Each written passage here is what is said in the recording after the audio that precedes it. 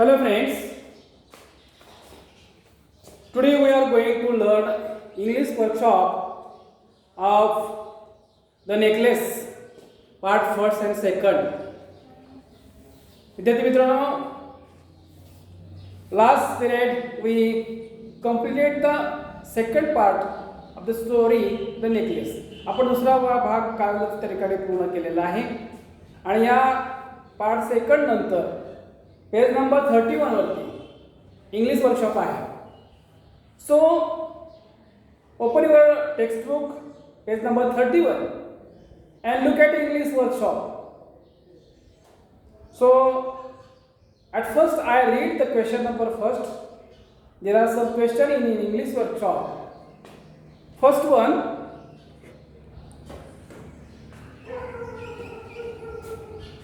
question number first, spot and circle the error in the following sentences and then write the sentence after correcting them. बघा, अगोदर लक्षात घ्या, बऱ्याचशा मुलांना प्रश्नांची उत्तरं लिहिता येतात, समजतं म्हणजे ते लिहितात, परंतु काय प्रश्न असे असतात की थोडंसं ते समजून घेत नाही, तर त्याच्यामुळे त्यांना एक असं सुद्धा लिहिता येत नाही. At first understand the meaning of the question. पहिलं काय करा की प्रश्नाचा अर्थ समजून घ्या. इथे काय म्हटलं प्रश्न? स्पॉट. इथं find, that means find. Find error, find and circle the error. काय करायचंय तर अगोदर शोधा आणि काय शोधा तर फाइंड और the spot the error and then circle it. Find the error and circle it. सर्कलचा अर्थ काय? असं गोल करणे. कशाला गोल करायचं आपल्याला तर स्पॉटला. कुठल्या स्पॉटला तर चुकीचा जो शब्द आहे एररचा अर्थ चूक, एरर. बघा स्पॉट नाही काय म्हणते spot and circle.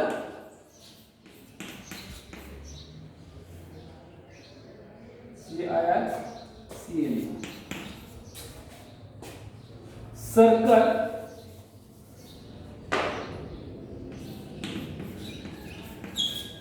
Circle the error.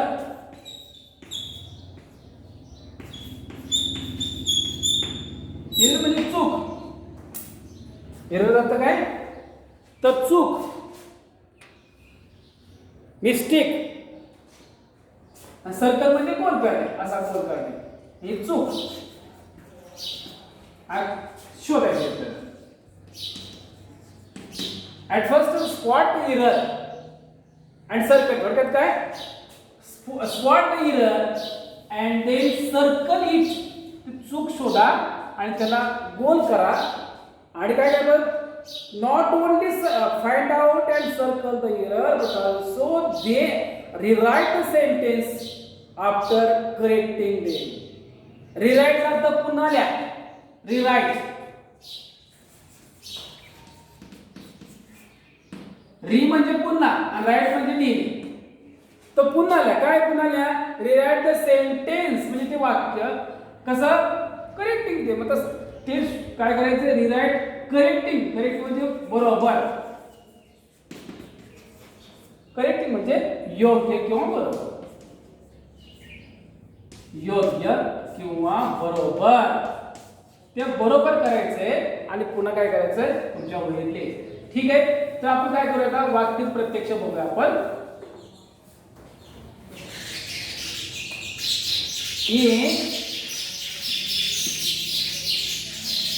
But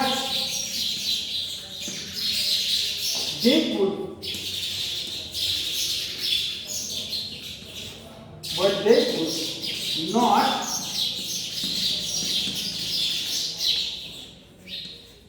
found it.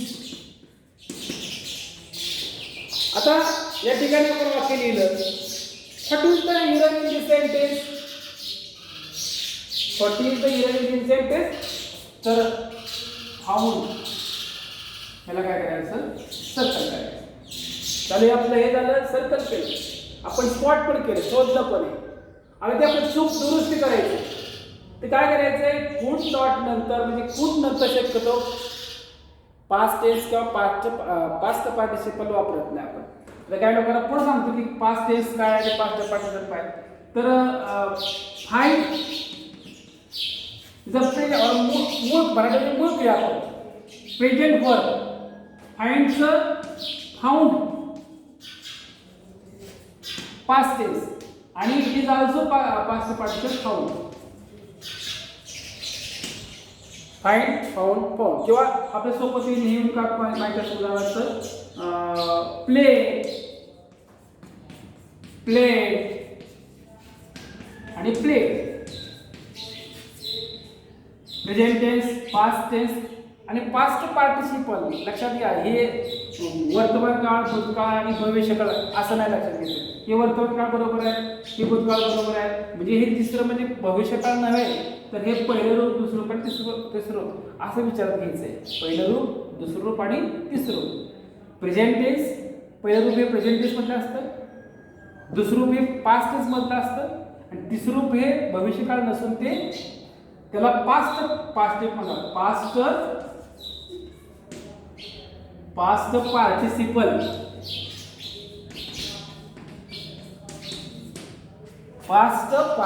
असं म्हटलं जातं. म्हणजे तिसरं रूप क्रियापदाचे तिसरं रूप.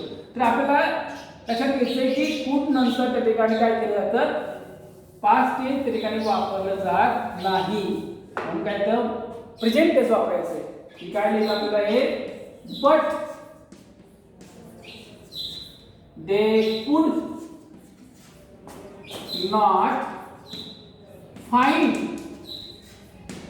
it. Okay, it is a correct sentence. It is a correct sentence.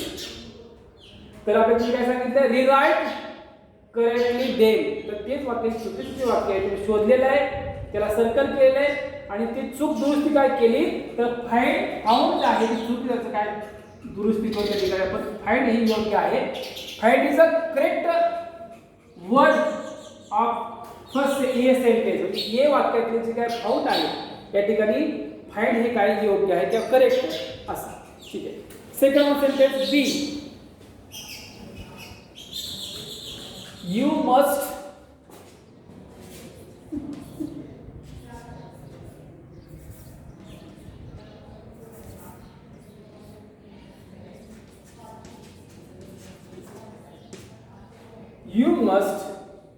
write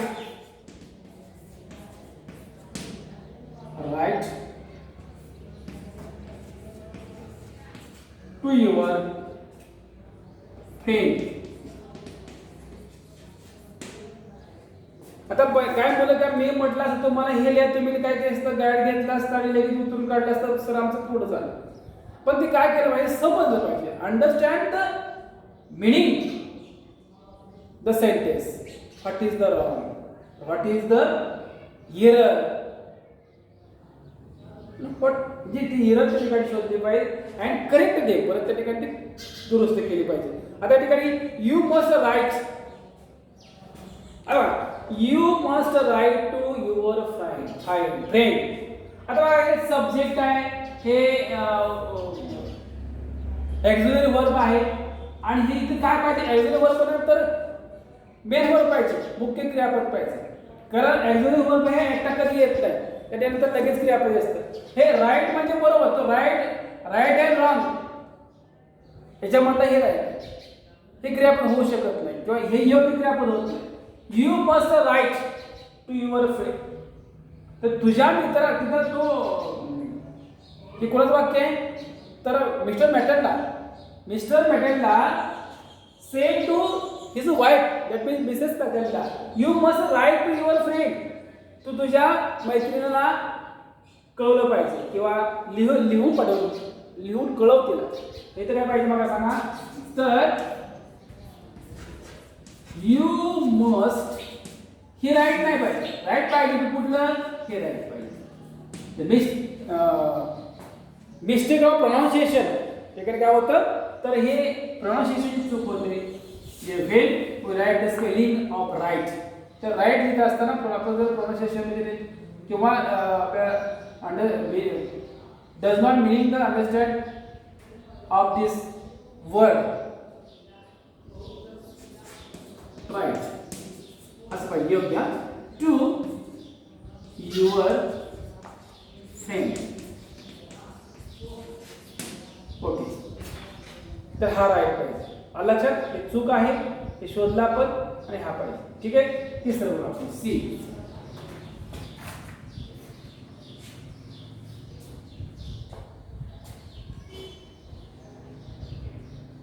At the end of the week, at the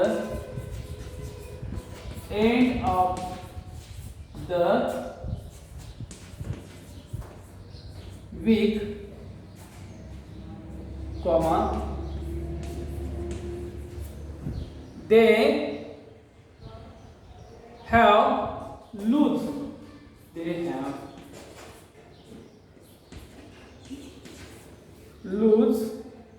all hope.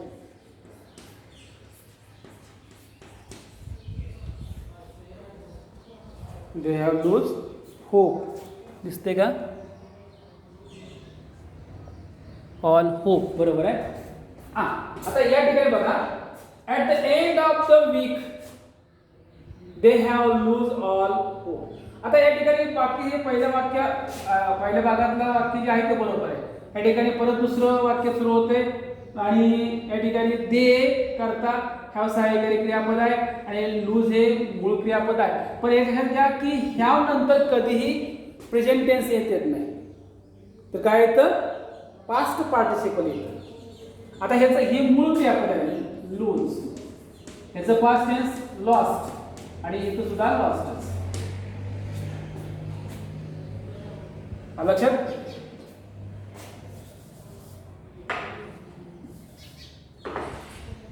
Loose, lost आणि लॉस्ट.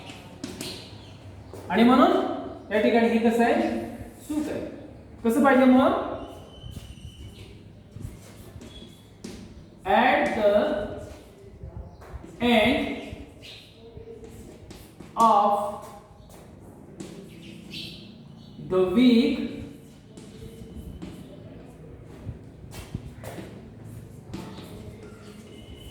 they have lost. म्हणजे lost all hope. ओके, अशा पद्धतीने हे वाक्य पाहिजे. तर पुढे ठीक आहे. पुढचे वाक्य आपण पुसूया.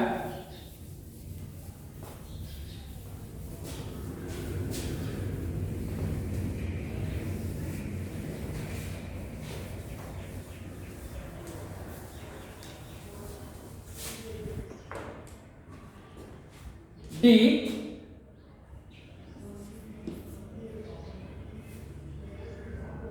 He would borrow.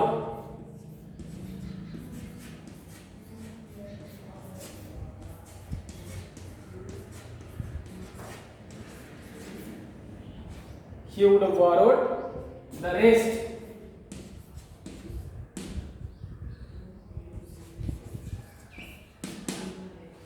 He would borrow. मग ते पाठीमागे आपण वाक्य बघितलं होतं. हा कुड नंतर सुद्धा कुड वूड वगैरे हे पास्ट टेन्सच आहे. कुड हे कॅनचं पास्ट टेन्स आहे, वूड हे विलचं पास्ट टेन्स आहे. आणि हे लक्षात घ्यायचंय कुड वूड नंतर काय आलं पाहिजे? तर प्रेझेंट टेन्स आलं पाहिजे. म्हणजे त्या ठिकाणी काय असायला पाहिजे? तर म्हणजे थोडक्यात वूड नंतर हे पास्ट टेन्स नको आहे. काय आलं पाहिजे? Present tense. ईडी पेक्षा लागला आणि पास्ट टेन्स आहे. त्यावेळेस पास्ट आपल्या ओळखता झालं पाहिजे. काय माहिती होगा? He would BOLLOW borrow the rest. He would borrow the rest. नंतर बघा E. समजलं बघा? या ठिकाणी borrowed जे पास्ट टेन्स आहे ते नको आहे. तर काय पाहिजे? प्रेझेंट टेन्स म्हटलं पाहिजे. तर वूड नंतर नेहमी काय करायचं? प्रेझेंट टेन्स वापरायचं, पास्ट टेन्स वापरायचं, हे पास्ट टेन्स वापरायचं नाही.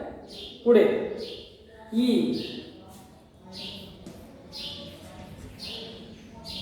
You should have you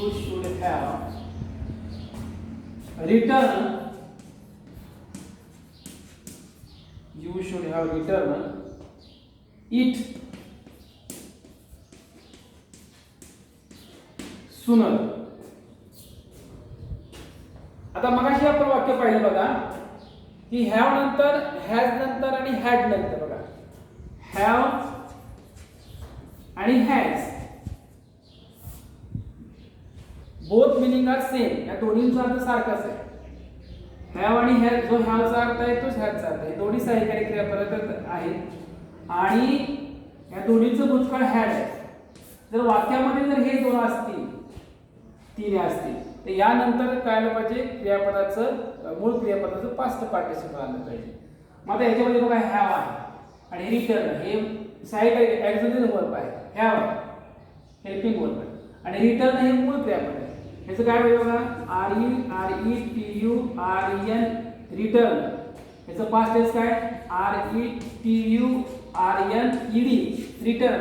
आता ह्याला ईडी प्रत्यय लागला म्हणजे तिसरं स्वरूप तेच असतं. लक्षात घ्यायचंय की एखाद्या क्रियापदाचं पास्ट टेन्स करताना जर त्याला ईडी प्रत्यय लागत असेल तर त्याचं तिसरं सुद्धा जे पास्ट टेन्स आहे तेच असतं. म्हणजे इथं हे पास्ट टेन्स आहे, रिटर्न आहे, तर इथं सुद्धा काय होतं, तेच आहे. म्हणजे दोन्ही past tense and past participle are same. लक्षात घ्या. जर समजा त्याला fail with suffix E D with that verb, जर आपण त्या क्रियापदाला जर सफिक्स ईडी केला तर त्याचं दुसरं आणि तिसरं कसं असतं, सेम असतं. हे लक्षात घ्यायचं.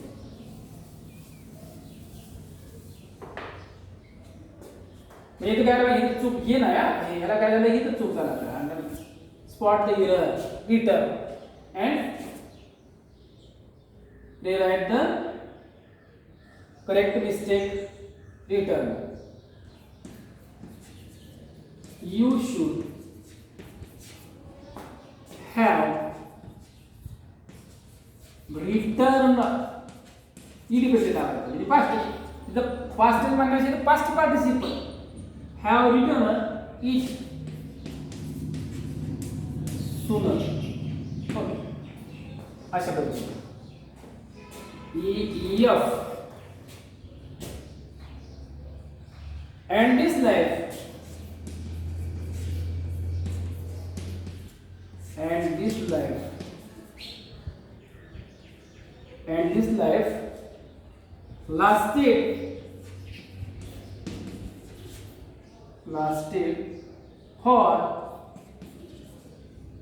lasted for 10 years. 10 years. And this life lasted for 10 years. आता या ठिकाणी for lasted 10 years पाहिजे, हे for नकोच आहे. And this life lasted 10 years असं झालं. बघा कसं आहे, and this life lasted 10 years असंच पाहिजे. तर for नको आहे. And this life lasted 10 years.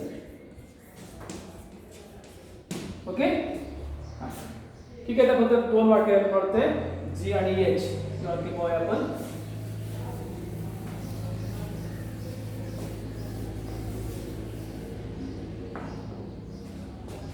G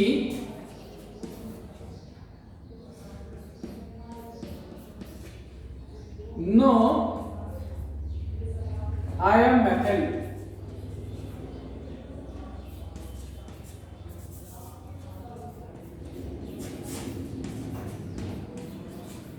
I am Matilda. Loisel. I am Matilda. Loisel. ठीक है ना?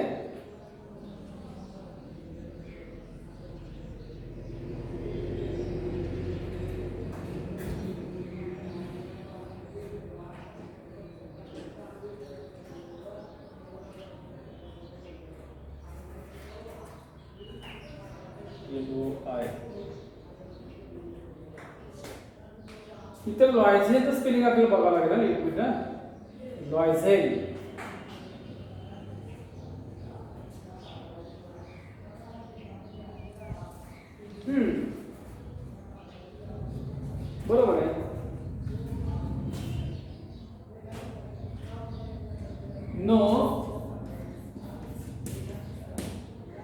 I am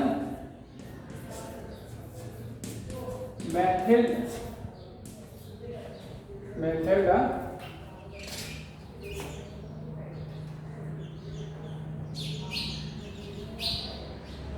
Lloyd. असपर्यंत कॅपिटल लेटर बहुतेक कॅपिटल लेटर असावे ठिकाणी लार्सेन LOISEN लार्सेन.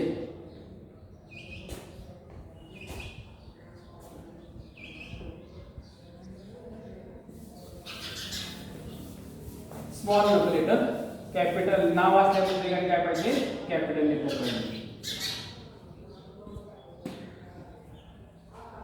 LOISEN काढला कधी आपण स्मॉल घेतले ना आणि शेवटी येस. Madam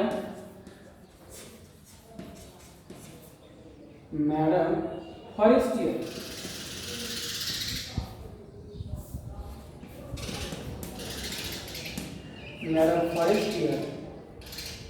wear stern. सांगा बरं काय तुमच्या लक्षात आहे का बघा जरा मी तुम्हाला वाक्य सांगतो तुम्ही पाहतो का वाक्य की मॅडम फॉरेस्टियर वेअर स्टर्न. काय वाटतं म्हणजे बघा तो शोधा मी तर सांगतो लगेच पण तुम्ही बघा सापडता ज्या मुलांना सापडतं सांगा की मला नंतर व्हॉट्सअप सांगा असं मी तुम्ही सांगायच्या अगोदर मी शोधलं होतं. जर तुम्ही शोधलं तर नसेल तर मग नाही सांगायचं. नाहीतर तुम्ही आता घरी आहात काय समोर नाही तर मग सगळी तुम्ही सांगायच्या अगोदर मी शोधलं होतं. हां ठीक आहे तुम्ही शोधलं असेल चांगली गोष्ट सांगा मला नसेल तर मी सांगतो. मॅडम फॉरेस्टर ही सिंगल पर्सन ही फक्त एकच व्यक्ती त्याच्यामुळे हे टू बीचं रूप जे आहे in past tense to be in past tense is were हे नको आहे. हे सब्जेक्ट जर समजा प्लुरल असतात तर हे बरोबर सब्जेक्ट काय आहे सिंगल आहे कारण मॅडम और madame Forester is a single person so were is a wrong word. काय पाहिजे सॉरी मॅडम और madame forester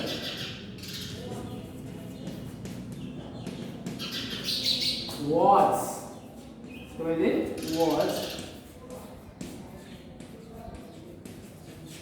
stern.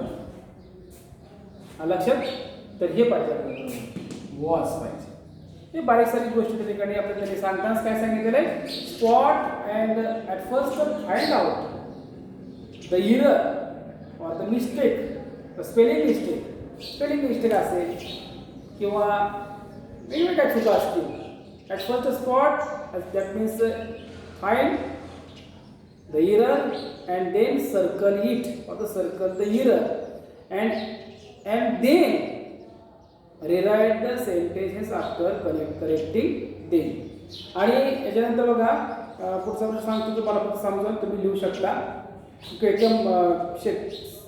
Question number 2 complete the following table. तो टेबल दिला आहे पुढं number there are 1 2 3 4 5 columns in a table. First one number A, B, C, D, E, F. Second one utterance, that means pronunciation. Utterance. what the sentence मध्ये आपण त्यानंतर third column who said it. त्यानंतर to whom म्हणजे who said it म्हणजे कोण म्हटलं to whom म्हणजे कोणाला आणि when केव्हा. पण बघा आपण पहिलं उदाहरण पाहूया. म्हणजे थोडक्यात हे वाक्य 2 नंबरच्या कॉलममधलं वाक्य कोण म्हटलं ते कोण ते काय वाक्य समजून घ्या. त्यानंतर ते कोण म्हटलं वाक्य कोणाला म्हटलं ते दुसऱ्या कॉलममध्ये तिसऱ्या कॉलममध्ये चौथ्या कॉलममध्ये कोणाला म्हटलं आणि केव्हा म्हटलं ते शेवटच्या कॉलममध्ये. बघा I touched it in the hall at the ministry. Sentence number A पहिले ए जे वाक्य आहे ते काय म्हणतंय आय टचड इट मी त्याला स्पर्श केला होता. कुणाला I touched it means I touched diamond necklace कुठे in the hall at the ministry. तर मंत्रालयातील जे सभागृह ज्या ठिकाणी पार्टी होती which was the party that there I touch the diamond necklace. मी या रत्नहाराला मंत्रालयातील सभागृहात किंवा हॉलमध्येच काय केलं होतं, हात लावला किंवा स्पर्श केला होता. मग कोण म्हटलं असं आहे, साहजिकच Mrs Mathilda said I touched it in the hall at ministry. पण मी माझ्या नेकलेसला हात लावला. कोणा म्हटलं होते, साहजिकच her husband. Who was her husband, कोण होते त्याचं, तर मिस्टर मॅटेल्डा किंवा हर हजबंड म्हटलं तरी चालेल. केव्हा म्हटले होते, हे केव्हा म्हटले होते, केव्हा हे both Mr and Mrs came to their home and Mrs Mathilda remember that where the found about the diamond necklace. की तिला आढळून आलं की जो डायमंड नेकलेस वॉज लॉस्ट, हरवलेला आहे. म्हणजे when he asked her if, म्हणजे हे केव्हा म्हटलेलं आहे, मग ती हरवला तेव्हा ती गोंधळली. दॅट टाइम सी कन्फ्युज, आणि ती गोंधळ झालेली आहे. आणि पुन्हा ती त्याला विचारते की माझ्याकडे तो हारच नाही. आणि दॅट टाइम मिस्टर मेथेल्डा और मिसेस मेथेल्डा आस्क्ड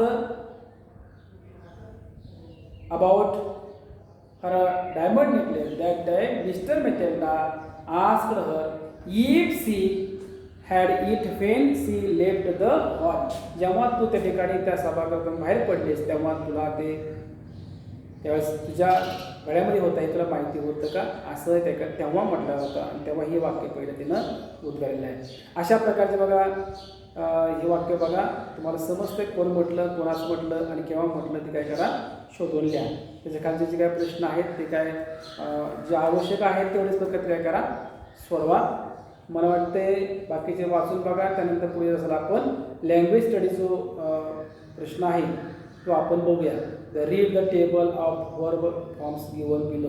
फार very important for your examination. परीक्षा दृष्टिकोन तो फार महत्त्वाचा प्रश्न आहे. तो आपण काय करू पुढे जसाला घेऊया. ओके, ठीक आहे. आपण या ठिकाणी